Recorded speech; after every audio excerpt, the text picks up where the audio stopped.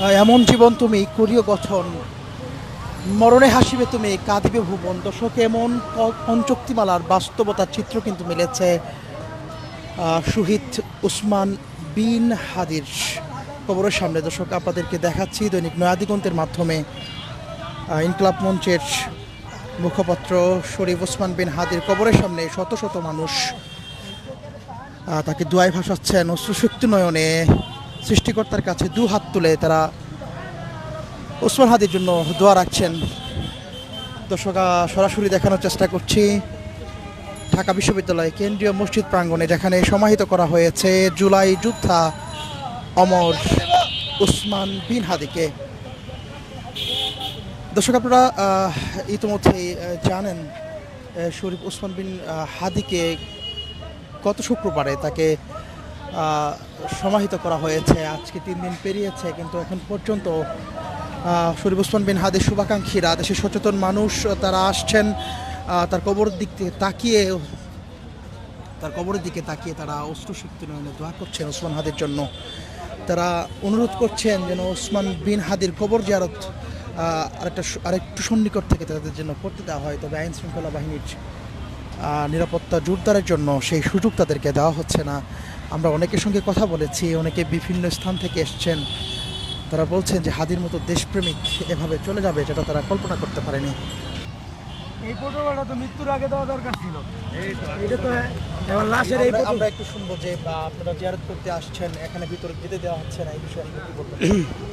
আসসালামু আলাইকুম রহমতুল্লাহ। আমি হাদি ভাইয়ের সাথে এর আগে আমার দেখা হয়েছিল, উনি জীবিত থাকা অবস্থায়। আমরা আন্দোলনে যখন ছিলাম ওই সময় একবার দেখা হয়েছিল আমার ওনার সাথে শাহবাগে।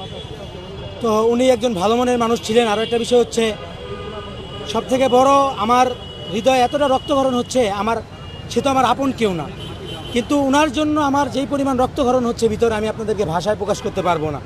আরও একটা বিষয় হচ্ছে, এই যে পুলিশ ভাইয়েরা ওনারা শুধু ভিআইপি লোকদেরকে ভিতরে ঢুকতে দিচ্ছে, কিন্তু জিয়ারতের নিয়ম কি?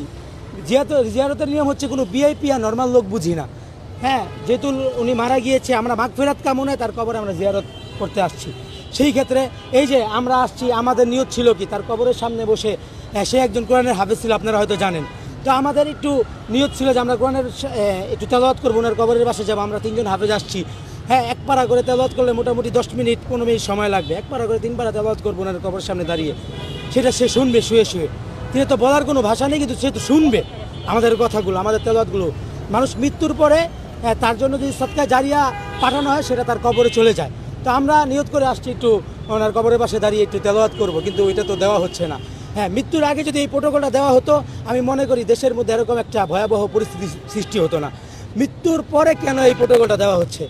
আমি মনে করি যে এটা তো মানে একেবারে বোকামি ছাড়া আর কিছুই না। কারণ লাশকে আমি কি প্রোটোকল দিব? একটা লাশ তো মৃত্যুর পরে তো সে কথা বলতে পারে না, মানে এটার কোনো দাম নেই। এক কথায় একটা ডেড বডি, মানে একটা ওই ইঞ্জিন ছাড়া গাড়ি পড়ে থাকলে যেমন কোনো মূল্য নেই, ঠিক ওইরকমই একটা লাশ পড়ে থাকলে এটার কোনো মূল্য নেই। এই প্রোটোকলটা যদি ওনারা গত শুক্রবারের আগের শুক্রবারে দিত, আমি মনে করি যে এই প্রোটোকলটা থাকলে হাদি ভাইয়ের সাথে এই কাহিনীটা হয় না। ফেসিবাদ সরকারের লোকজন এসে তাকে গুলি করে হত্যা করে না। বাংলাদেশের মানুষের কাছে আমার এতটুকুই দাবি, আপনারা হাদি ভাইয়ের জন্য দোয়া করবেন, এবং সরকারি যারা আমাদের আজকে ভিডিওগুলো দেখবেন, সরকারি দায়িত্বে যারা আছেন, আপনারা দয়া করে এই প্রোটোকল মুক্ত করেন।